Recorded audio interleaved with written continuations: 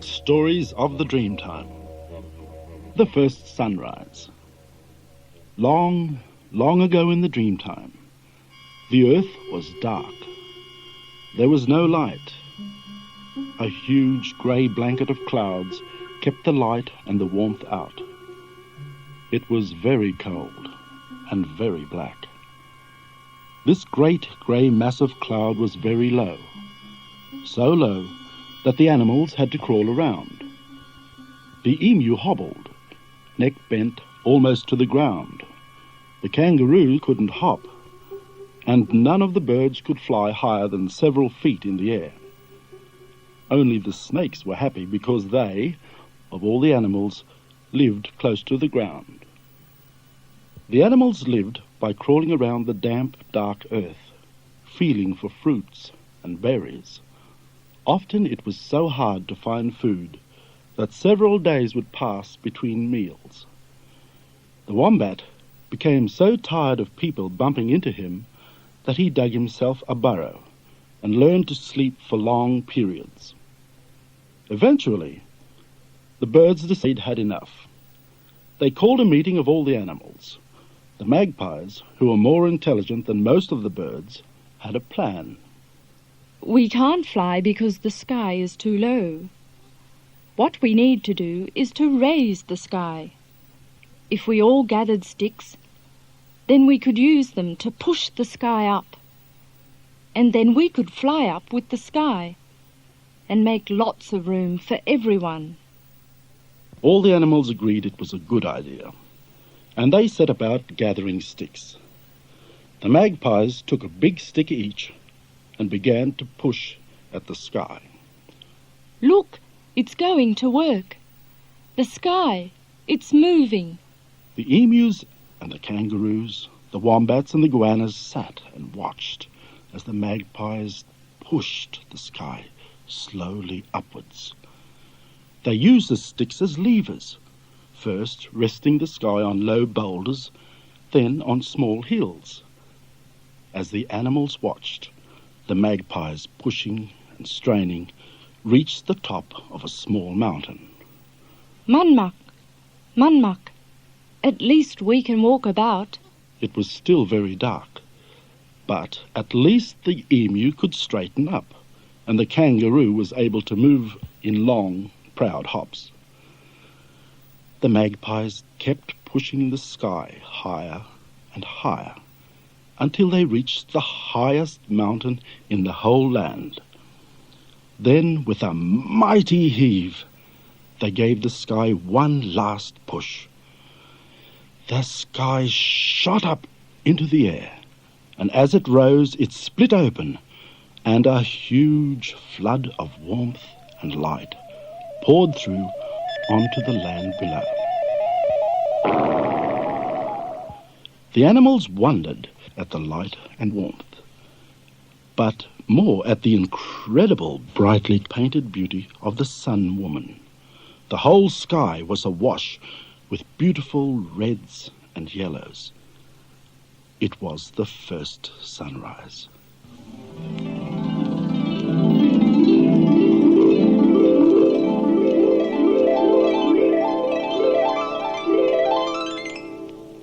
Overjoyed with the beauty, the light and the warmth, the magpies burst into song.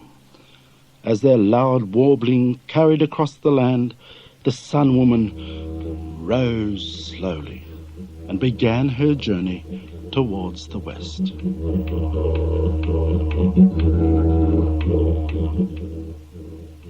Now, each morning, when the Sun Woman wakes in her camp in the east, she lights a fire to prepare the bark torch that she will carry across the sky each day. It is this fire that provides the first light of dawn. As she puts on her paint, the dust from the crushed red ochre colors the early morning clouds a beautiful soft red. Then she takes up her torch, ends her daily journey across the sky. When she reaches the western edge of the world, she extinguishes her flaming bark torch. Then she sits down and repaints herself in brilliant reds and yellows, ready for her journey through a long underground passage back to her camp in the east. So that is why, to this day, every morning when the Sun Woman wakes and lights her early morning fire, all the magpies greet her with their beautiful song.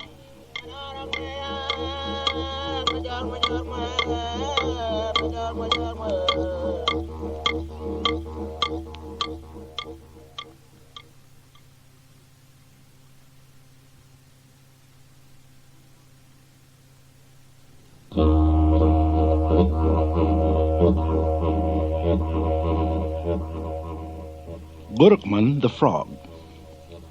A long time ago, way back in the Dreamtime, there lived a big, big frog called Gurukman. He was easily the biggest frog in the whole land. So big that, as he hopped, each hop would make the earth shake. Gurukman didn't live in a river or creek because there were none big enough, and besides, he liked to hop about on dry land. One very hot day, all the animals were gathered at a waterhole. They were sitting around, chatting about the hot day, while the little ones were playing in the water. Then they heard Gurukman's bulump, bulump, bulump, as he hopped towards the waterhole. The animals watched as he plopped down beside the waterhole and started to drink. And he drank, and he drank, and he drank, until all the water was gone. Where the beautiful waterhole had been, there was nothing but a big muddy patch. Then Gurukman hopped away to look for another waterhole. One waterhole was not enough for a huge frog like Gurukman, and what's more, he was feeling particularly thirsty. He hopped until he came to a river, and he began to drink. Soon, all the water in the river was gone. Gurukman rubbed his big green belly. He was still very thirsty. So he hopped down to the ocean and began to drink. He drank, and he drank, and he drank, slurping up the ocean. And as he drank, his belly grew bigger and bigger and bigger. When all the water in the ocean was gone, Gurukman was still thirsty. The animals began to worry. Gurukman was drinking all their water. Soon there would be none left. They watched as Gurukman went from river to lake to waterhole, drinking each one dry. And he didn't stop until all the water in the whole world was gone, all inside his enormous green belly.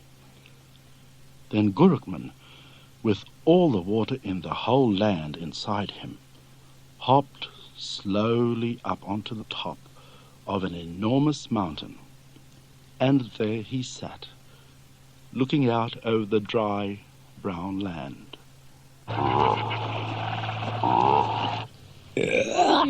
The other animals became very worried.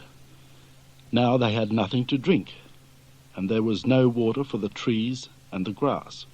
Gurukman had taken it all. What were they to do? The emu and the goanna went to see the wise old wombat. Wombat, there is no water.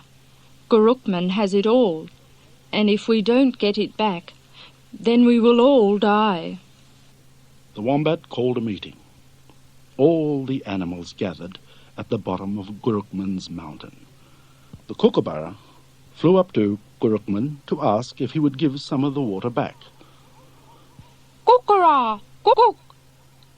Gurukman, you don't need all that water. Don't be greedy. Why don't you share the water with all of us? But Gurukman just sat there, big and fat and green. He had all the water, and he wasn't going to part with any of it. How were they going to get the water back? The possum suggested frightening him. If Gurukman had a fright, then he might cough some of the water out. But how do you frighten the biggest frog in all the world? The goanna thought that if someone could tickle Gurukman's nose, then he might sneeze some of the water out. But how were they to reach his nose? It was such a long way up, and anyway, he probably wasn't ticklish. Then the wise old wombat had an idea. What if we make him laugh? If Gurukman laughed, then surely all the water would come gushing out. The animals thought about it. It was the best idea, and if they didn't soon do something, they would all shrivel up and die. So it was decided. They would make him laugh. The kookaburra was the first to try. He would tell Gurukman his funniest jokes. He would surely laugh at those. They always made kookaburras laugh. He flew up to Gurukman. Did you hear the one about cook, cooka, cuckoo, cuckoo?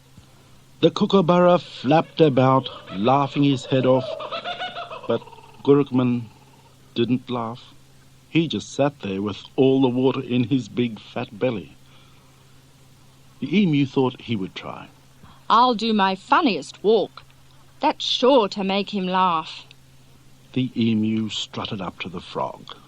He began strutting around, his long neck snaking back and forth, his brown eyes rolling. The other animals thought it was very funny. They had tears running down their faces. Even the emu started to laugh. But Gurukman didn't laugh. He just sat there. Then the kangaroo had an idea. Funny hops. That's the answer. I do the best funny hops in the whole land. So he hopped up to the frog. Ready, frog? Here we go. The funniest hops you have ever seen. And the kangaroo began to hop about. Sideways hops, little hops, big hops, even backward hops. Just as he was about to do his biggest hop, his foot went down a hole, and the kangaroo fell flat on his face. The other animals roared with laughter. The kangaroo looked so silly lying there, flat on his face in the dust. But the frog didn't laugh. The animals didn't know what to do. Perhaps frogs didn't laugh. Yes, they do. I've seen them. Every time it rains, and I ought to know. It was old Nubbanum, the eel. He wriggled up to the front of the meeting. The magpies started to giggle. He looked so funny out on dry land. Nubbanum glared at them. What do you think is so funny? If someone took away the trees, you wouldn't think it was funny. I'll show you how to make this frog laugh, and he'll laugh so much that all the water will come out. So Nubbanum wriggled up to Gurukman, and he began to dance. He did look silly, an old eel wriggling about, trying to dance like the brogger. Gurukman looked down at the old eel. Nubbanum was writhing and thrashing, wriggling and crawling, curling and uncurling, twisting in and out and all around himself. Then suddenly he stopped. He was stuck. The animals burst out laughing. The wombat rolled about in the dust. Old Nubbanum all tied up. It was the funniest thing he had ever seen. Then the animals heard it. A huge gurgling noise.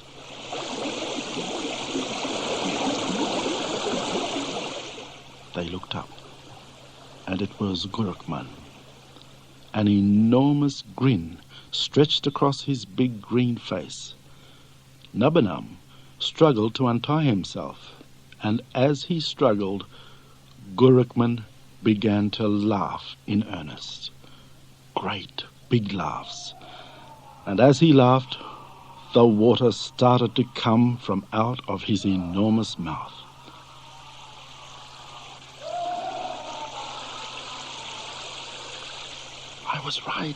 I was right. Here comes our water. And Gurukman laughed so much that all the water flowed back to fill the oceans and lakes, the rivers and billabongs, the lagoons and the waterholes. The animals rushed up to old Nubbanum and helped him to untie himself. Thank you, Nubbanum. Your funny dance has saved us all.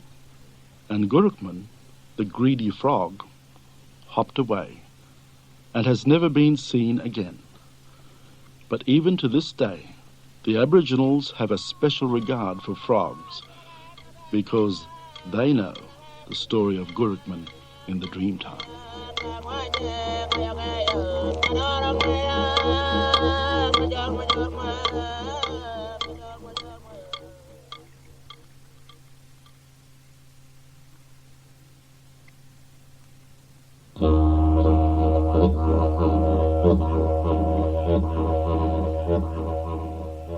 Mulla the Pelican. Long ago in the Dreamtime, there lived a pelican called Mulla. In the Dreamtime, pelicans were completely black, and Mulla was the blackest and fiercest of them all. He was proud of the way he looked, and each day he would spend hours and hours arranging his feathers, preening and prancing and grooming himself with his large bill. When he was quite happy with his appearance, Mulla would climb into his bark canoe and paddle around, showing off to all the other birds. Mulla was very proud of his canoe, because he was the only pelican who had one. The other birds would look at Mulla and say, "Look at Mulla, so proud in his canoe. I wish I had a canoe like Mulla's." But Mulla was very selfish. He would never let other pelicans ride in his canoe. When they asked, Mulla would say, "You might fall out. Canoes are difficult to paddle." Mulla knew he looked important, sitting up in his canoe, and he didn't want the other pelicans to look important too. One day, there came a huge storm. The rain poured down, soaking all the animals. The old wombat shivered in his hole. The kangaroo sheltered under the trees, and still it rained. It rained so much that the rivers filled and flowed out over the land. The old wombat knew that he would have to leave his cosy hole. As he scrambled out, he saw the kangaroos hopping off towards higher ground. But Mulla was delighted. All this water meant that he could paddle his canoe to places he had never been before. It also meant that he could show off to lots of animals who had never seen him before. Big, black, proud Mulla, the only pelican with a canoe. As he paddled off, he sang, "Mon mikini, mon mikini, mon mikini, mon mikini." He hadn't rowed very far when he came across a group of Aboriginals stranded on a tiny island. Mulla could see that the rising water would soon cover the tiny island. As he came nearer, he could see that there were 4 people, 2 old women, an old man, and a beautiful young girl. "Help! Please help us. If you don't save us, we will surely drown." The young girl, whose name was Mungi, pleaded with Mulla. "Please save us. You have a canoe, and you could take us one at a time." Mulla stared at her. She was very pretty and young. And he, Mulla, the proudest and blackest of all the pelicans, didn't have a woman. Mungi felt uneasy. Why was the big black bird staring at her like that? She huddled closer to the old woman. They were all very wet and very frightened. Mullah stared at her. If he could get the 3 old people off the island, then he could come back and take the young girl for himself. "I will help you. Don't worry. I can save you with my canoe. I will take you one at a time, and I will take the oldest first."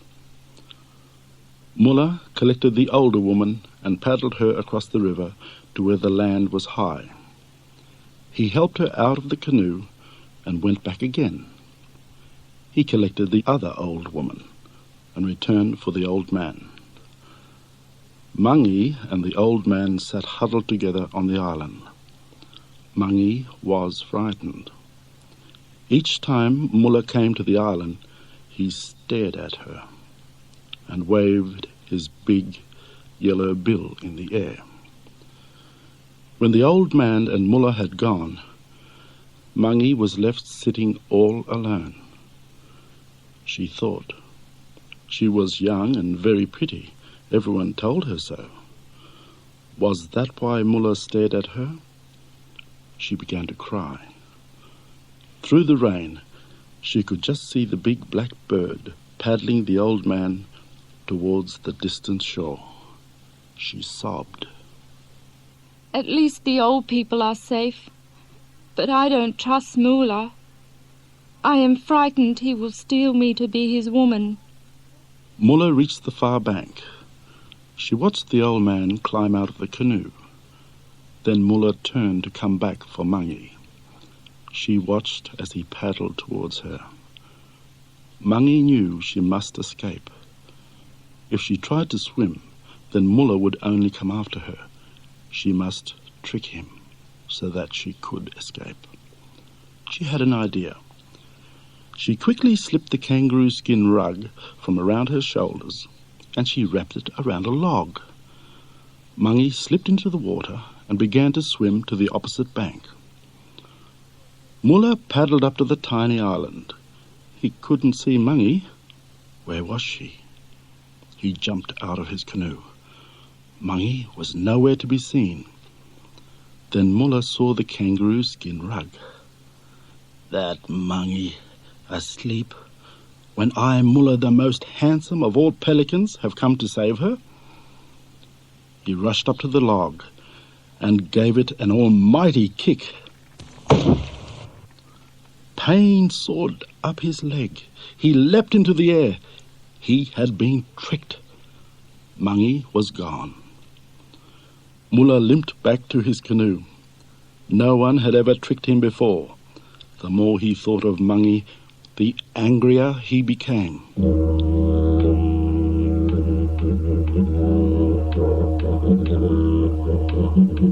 I'll go back to my camp. I'll get my spears, and I'll hunt that Mangi. The other pelicans saw Mullah coming. He looked quite funny, paddling along with one big swollen foot dangling out of his canoe. They began to laugh. Look at Mullah. Mullah doesn't look so important now. Mullah, Mullah, big foot. Their teasing only made Mullah angrier. He went to his camp and splashed white war paint over his body. The white paint made him look very fierce. Mullah roared in anger, gathered his spears, and started back to his canoe.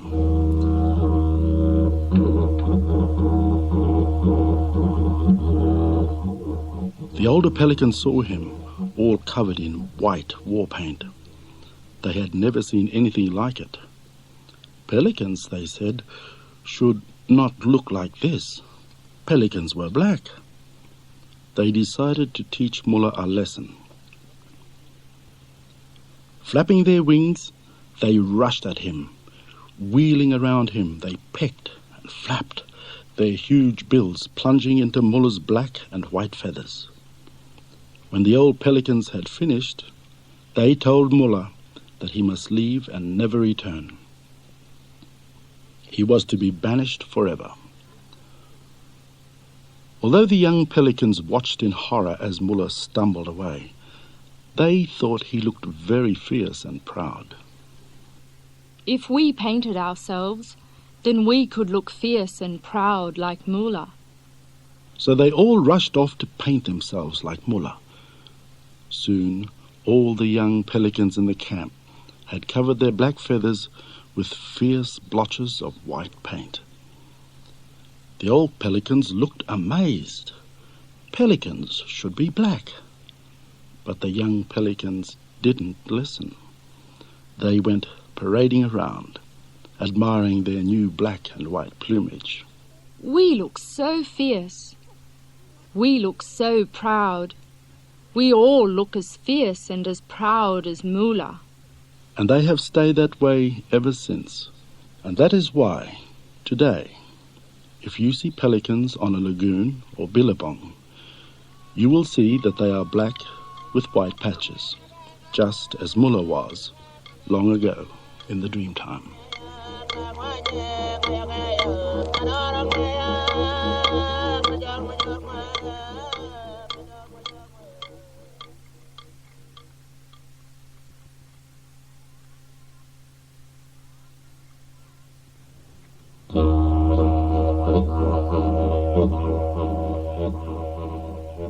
The first kangaroos. Long ago, Dreamtime, there were no kangaroos. The Aboriginals used to eat yams and fruit and animals and fish that they hunted and trapped. Then, one day, there came a huge storm. The wind roared, and enormous trees were blown out of the ground. The wind was so strong that it even blew possums and small animals up into the sky. An Aboriginal tribe was camped near a billabong when the storm broke. The huge dark clouds rolled towards them. Quickly they took shelter in a gully. They huddled together as the storm whipped around them. Sand stung their faces, and the sky was full of leaves and branches. They had never seen a storm like it.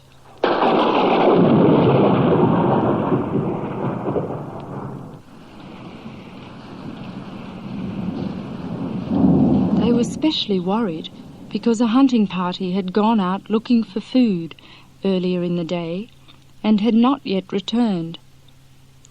As they crouched in the gully, they hoped that their friends would be safe. The hunting party had gone to a waterhole where the emus drank each afternoon. When the huge storm sprang up, they ran to hide in the rocks around the waterhole. As the wind roared around them, they looked at the leaves and dust flying in the sky, and in this debris saw some strange creatures. The creatures were very large. They had big round hips, funny little front legs, and huge back legs that seemed to reach down to the ground. They had never seen such strange animals, kangaroos. The kangaroos swirled overhead with their long legs dangling. Suddenly, the wind dropped. The kangaroos dropped to the ground and then slowly stood on their huge hind legs, shook themselves and hopped off into the bush. The hunters were delighted. These were the biggest animals they had ever seen. They were sure that if they could catch one of these kangaroos, they could feed many people. When the wind subsided completely, they set out to find their tribe. Arriving at the camp, they found nothing, for the wind had blown it away. Then they saw the smoke from the fire in the gully. When they told the rest of the tribe about these huge creatures that hopped on big back legs, the old men of the tribe decided that they should all go and camp near the waterhole. If they could catch these kangaroos, they would all have plenty to eat. So, the next day, they moved their camp to the waterhole. That afternoon, they set out to hunt the kangaroo for the first time. But it was a long time before the Aboriginals learned to spear the big swift creatures. The first kangaroos.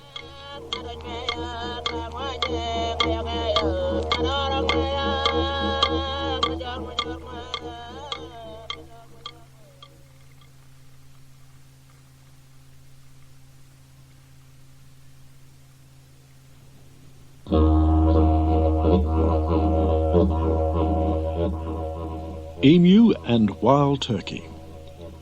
Long ago in the Dreamtime, the emu and the wild turkey were sisters.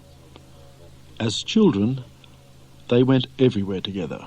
They played, hunted and danced together, and they sang through the gullies and the bush. Bowata, the turkey, was older than Wuripan, the emu. Because she was older, she always told the stories of their adventures. Emu didn't seem to mind. She was taller and could run faster and fly higher than all the other birds. Because the emu was the larger and faster of the two, she was the queen of all the birds. But as the days passed and the sisters grew older, so they grew apart. One day, as Bowata the turkey was gathering food near the river, she saw her sister flying high above her. Wuripan, the emu, was twirling and whirling. And because Bowata, the turkey, knew that her sister was showing off, she said, "Just because she has bigger wings than I, it doesn't make her the queen of all the birds." One day, Turkey was returning to her camp with some fish that her friend Pelican had just caught. Turkey loved fish and thought that it was very good of Pelican to give them to her. As she approached her camp, her sister Wuripan came parading past. When Emu saw the fish, she stopped. "Fish! Oh, how I do love fish! They are my favourite food in all the land. Are you going to share them with me?" Turkey was furious. Here was her sister, whom she now hated, asking for her share of fish. Wuripan would have to be taught a lesson, one she would never forget. So Bowata lied to her sister. "If you like fish, why don't you catch them yourself? I do. It's really very easy. And anyway, you can only eat fish if you catch them yourself. Otherwise a bone will catch in your throat and will choke you." Wuripan the emu thought that this sounded a bit silly. But her sister was older and knew more than she did, so what she said must be right. The emu followed Turkey back to her camp, her eyes never leaving the fish in the dilly bag. Then Turkey sat down and began to eat. She didn't offer Emu any, but ate it all by herself, saying, "Fish is such lovely food. I don't know what I would do if I couldn't catch fish." Emu sat and watched. She was very hungry. So she said to her sister, "Will you teach me to catch fish? I know I could if you showed me how." The turkey finished eating and agreed to show Emu how to catch fish. "I am one of the best fishermen in the whole land. I am good because my wings are small. You couldn't fish with those big clumsy wings of yours." Wuripan the emu looked at her sister Bowata's wings. They were small and fitted snugly against her body. Turkey told her that if she wanted to be a good fisherman, she would have to cut off her beautiful big wings. "Cut off my wings?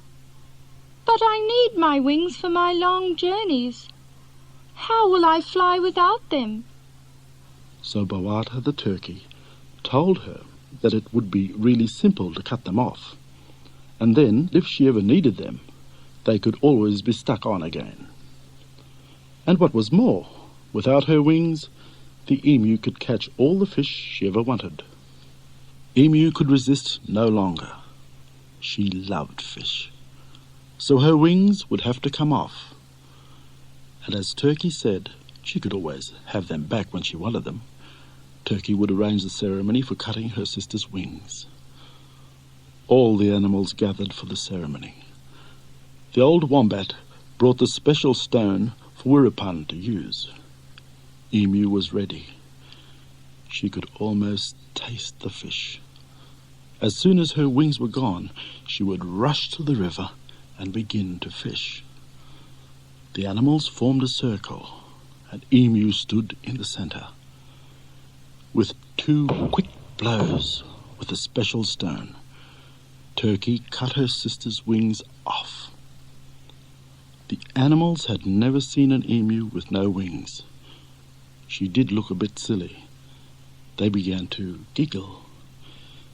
Emu just stood there. What were they laughing at? Was it her? Then she realized. It was her. They were laughing at her. She looked down at her beautiful wings lying on the ground. Turkey had tricked her. She would never fly again. The animals rolled about laughing. That would teach Emu that she wasn't queen of the birds. Poor Emu.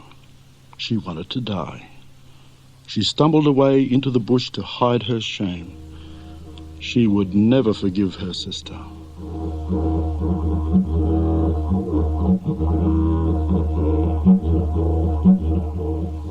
A long time passed before the sisters met again. By then, the emu had 10 children. One day, she was out hunting with 2 of her children when she saw her sister Turkey in the distance. Emu put her head in the air and started to hurry off, but Turkey, who had seen her, called out to her. Sister, how does it feel to be queen of the birds and have no wings? Emu stopped. The words stung her. She looked at Turkey and then at her 10 children. Emu was wingless, but she would have her revenge somehow. She said to Turkey, I feel for you. I have forgiven you your mean deed. Now I have these 2 lovely children to comfort me, but I feel sorry for you. This surprised Boata, the turkey. Why should the emu forgive her? Emu explained to her sister. Look at your children. You have so many, and they are so small. Do they get enough to eat? Look at my 2. They are big and strong. But then I have only 2 children, and you have 10. Oh, I do feel sorry for you. Turkey looked at Wiripan the emu's 2 children. Indeed, they were big and strong. Turkey hated to think that her little sister would have bigger and stronger children than she. While she was wondering what to do, Emu called out, I know what I would do. I'd pick out the healthiest 2 and keep them. Then I would kill all the rest, so they are not a disgrace to you. Turkey said nothing. She gathered up her children and walked away. Perhaps Emu was right. Perhaps her children were not eating enough. The next day, Wiripan the emu and 2 of her children were feeding at the waterhole again. They hadn't been there long when Turkey arrived, only 2 of her children. Emu looked at them. What happened to the rest of your poor starving children? Did you leave them at your camp? Turkey spread her wings, gave a little flap, and said to her sister, I have killed them. Now my 2 children will grow up to be as big and strong as yours are. Now we will have children of the same size, but I will still have my wings. Emu gave a little low whistle, and as she did so, 8 little striped feathered chicks ran from the bush and joined their mother. turkey let out a cry. She had been tricked into killing 8 of her children. Then whereupon the emu said to her, "You have your wings, and I have all my children. You tricked me because you were jealous. I lost my wings because I was greedy. Now I have tricked you, and your envy has cost you 8 of your children. Let us stop now and live our lives in peace." And ever since that time, the emu has had no wings, and the wild turkey has only laid 2 eggs, a permanent reminder of their greed and jealousy long ago in the Dreamtime.